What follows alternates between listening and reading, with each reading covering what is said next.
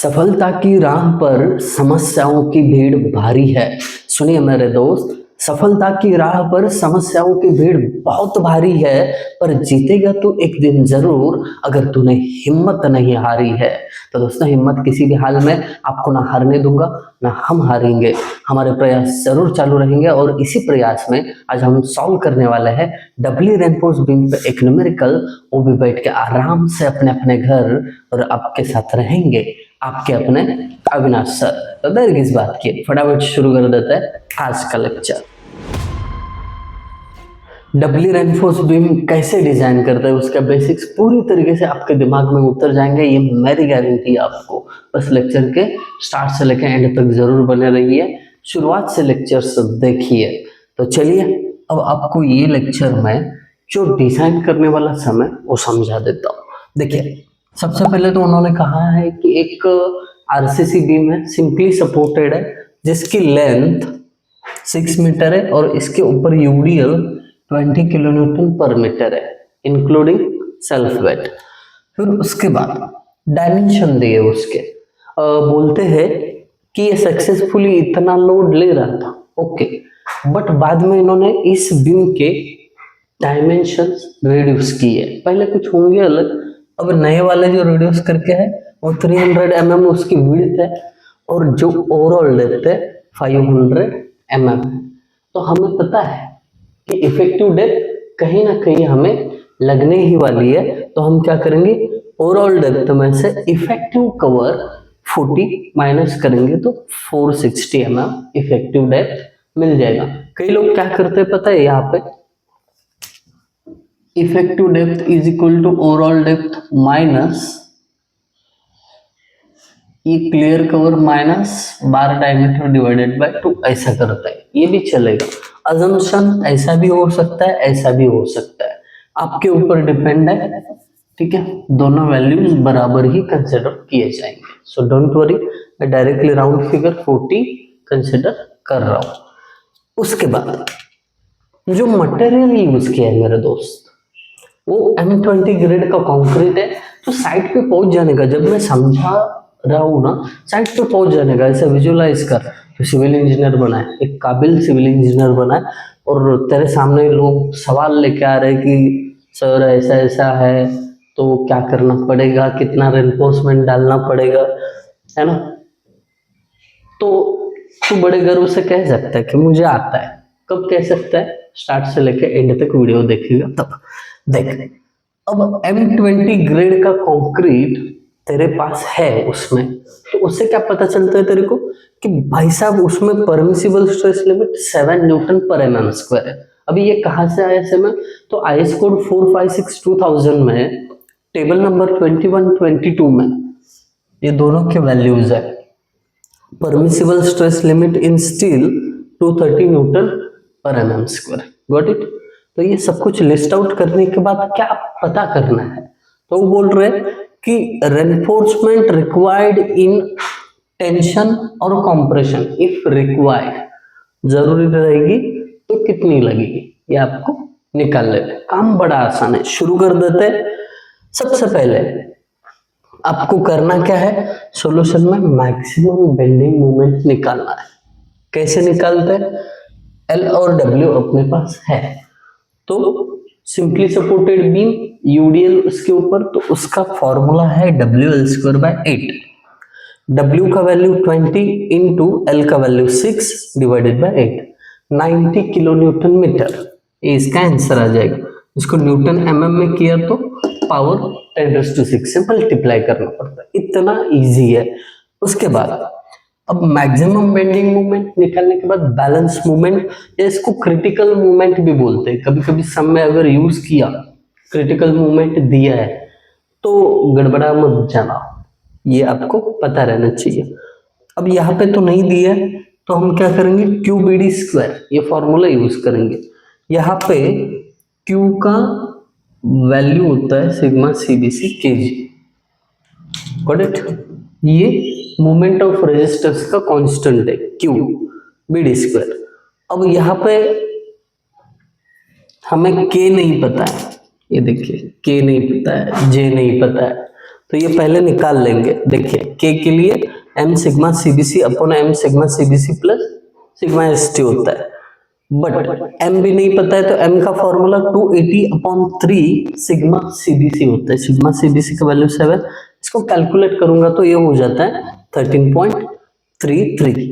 कैलसी लेता हूं 1 मिनट। तो चलिए ये रहा कैलसी। अगले कैलकुलेशन के लिए तो हमें चाहिए ना ये। अब देखते हैं, एक बार m मिल गया तो क्या करेंगे, k calculate. k is equal to, value put करो, 13.33 इंटू सिग्मा सीबीसी 7 होता है divided by 13.33 into sigma CBC 7 plus sigma ST 230। इसको अगर कैलकुलेट किया जाए तो ये 0.29 ही आने वाला है। बहुत बार कैलकुलेट कर चुके हैं हम। इसके बाद के मिलने के बाद जिम्मेदारी आपके ऊपर है कि जे निकालो। जे इज इक्वल टू 1 माइनस के डिवाइडेड बाय 3। 1 माइनस के का वैल्यू 0.29 डिवाइडेड बाय 3, तो जे का वैल्यू आ जाता है 0.90। आप कैलकुलेशन कर सकते हो। Got it? ठीक है। अब के भी मिल गया, जे भी मिल गया, ये फॉर्मूले में वैल्यू पुट कर सकते हो। और बैलेंस मोमेंट यानी इसको एमआर बोलते हैं, चाहिए तो यहाँ पे लिखो, MR is equal to 1/2 sigma CBC का वैल्यू 7, के का वैल्यू 0.29, जे का वैल्यू 0.90 और बी का वैल्यू 300, डी का वैल्यू 460, इसका स्क्वायर इज इक्वल टू, अब पता चलेगा मोमेंट कितना है। 1/2 into 7 into 0.29 into 0.90 into 300 into 460 का स्क्वायर, तो आंसर आ जाता है 57.99 यानी 58 पकड़ लेते हैं। 58 राउंड फिगर चलता है उतना। 58 into 10⁶ Newton mm, that's it. ये आंसर हमें मिला है। अब देखिए जैसे बैलेंस मोमेंट मिलता है, इसको कंपेयर करो इस मैक्सिमम मोमेंट के साथ। अब देखिए ये बैलेंस मोमेंट जो है, या इसको क्रिटिकल मोमेंट भी बोलते हैं, ये less than maximum bending moment है। इसका मतलब डबली रेनफोर्स्ड बीम है। बबली कहा बोल रहा हूँ, डबली रेनफोर्स्ड बीम है। अब डबली रेनफोर्स्ड बीम डिजाइन करना है तो आपको MR1 और MR2 निकालना पड़ेगा। MR1 मतलब आपका जो बैलेंस मोमेंट आया वही 58 इंटू 10⁶ न्यूटन mm, और MR2 होगा मैक्सिमम में से बैलेंस माइनस करना पड़ेगा, 90 इंटू 10⁶ माइनस 58 इंटू 10⁶। मतलब एक्स्ट्रा का कितना मूवमेंट है? एक्स्ट्रा का ये लगभग 32 इंटू 10⁶ न्यूटन mm, MR2 का। अब आपको इस दो मूवमेंट के लिए area of steel in tension, area of steel in compression निकाल लेना है। पहले area of steel in tension की बात करते हैं।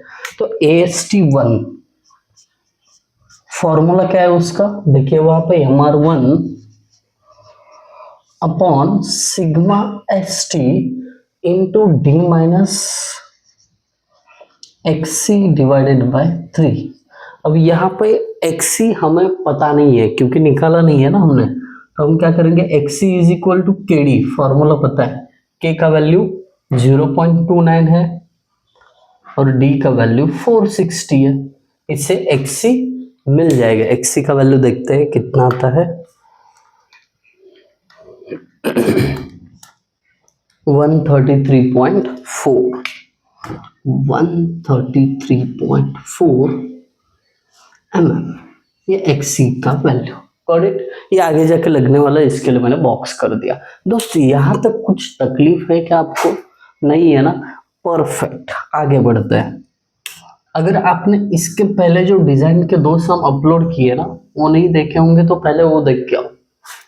सीरियल से सारे लेक्चर्स देखो, हर लेक्चर में कुछ ना कुछ नई बात होती है ड्यूरिंग द लेक्चर। आप खाली स्क्रीनशॉट निकाल के पढ़ने की कोशिश करोगे तो कुछ ना कुछ मिस हो जाएगा, तो कॉन्सेप्ट क्लियर नहीं होगा, इसके लिए बोल रहा हूँ, बाकी कुछ नहीं। अब AST1 निकाल लेते हैं।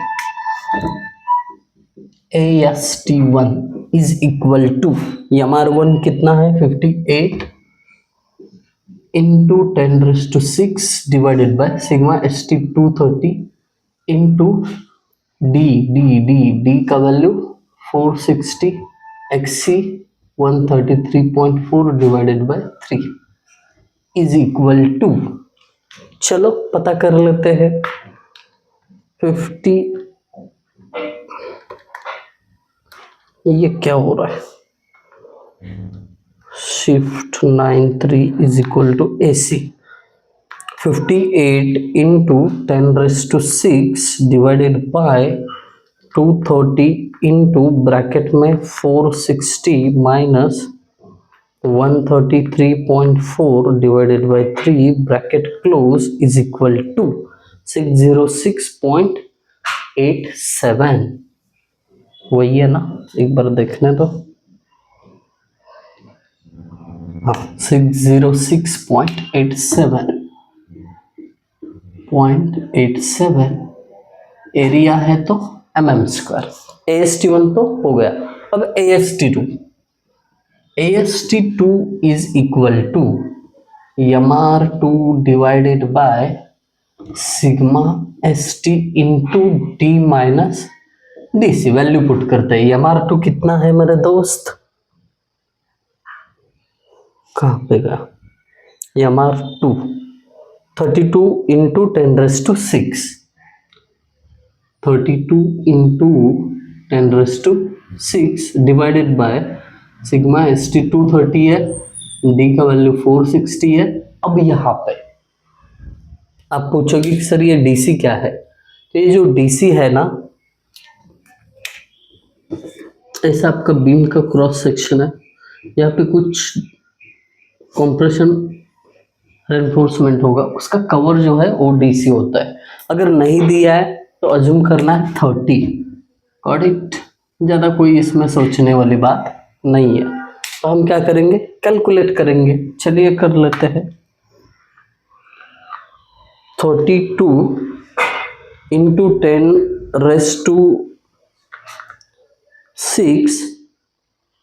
डिवाइडेड बाय 230 इंटू 460 माइनस 30, इसको कैलकुलेट करेंगे कैलसी में। आप कैलकुलेशन जारी रखो।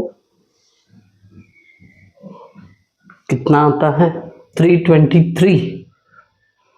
ओके, 323.56, 323.56 एरिया है तो mm²। Got it. अब AST2 भी मिल गया हमें। अगर चेक लेना है तो कैसे लेते हैं, AST minimum is equal to 0.85 BD upon FY। 0.85, B का वैल्यू 300, D का वैल्यू 460, FY का वैल्यू 415 इज इक्वल टू, चलिए फटाफट कैलकुलेट कर लेते हैं। 0.85 into 300 into 460 divided by 415। Minimum इतना तो होना चाहिए, 282. 65।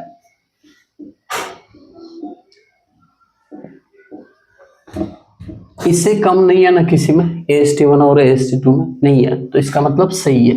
अब मैक्सिमम स्टील का check, AST max 0.04 B into capital D, 0.04 into B का वैल्यू 300, कैपिटल D 500 है, इज इक्वल टू, कर लेते कैलकुलेट, 0.04 इंटू 300 इंटू 500, 6000।